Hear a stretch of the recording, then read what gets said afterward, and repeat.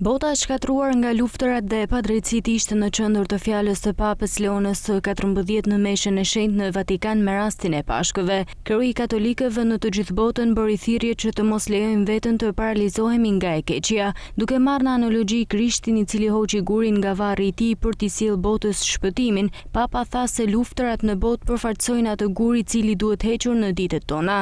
Sipas atit të Shenjtë Leoni 14, ashtu si guri i varrit të Krishtit që u rrokollis për të lënë dritën të hyjë, edhe sot botës i duhet forca të ngjallurit për të thyer varret e luftrave që shkatrojnë jetë dhe të ardhmen e popujve, varret e egoizmit që mbyllin kufijtë dhe zemrat ndaj atyre që kanë nevojë, dhe varret e indiferencës na bëjnë të shurdhër ndaj britmës së të varfërve.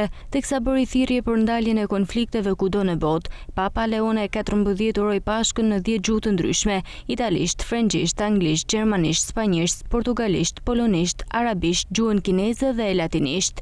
Në mesazhin e Papës spikatën thirrjet e tij për dorëzimin e armëve dhe ndaljen e indiferencës ndaj të keqes dhe vdekjes së mirave persona. Kush ka në dorë armë t'i dorëzojë ato, kush ka pushtet të hap luftra, të zgjidh paqen, po mësohemi me dhunën, dorëzohemi dhe bëhemi indiferent ndaj vdekjes së mira personave, indiferent ndaj urrëties që mbjellin konfliktet, indiferent ndaj pasojave ekonomike dhe sociale të luftës.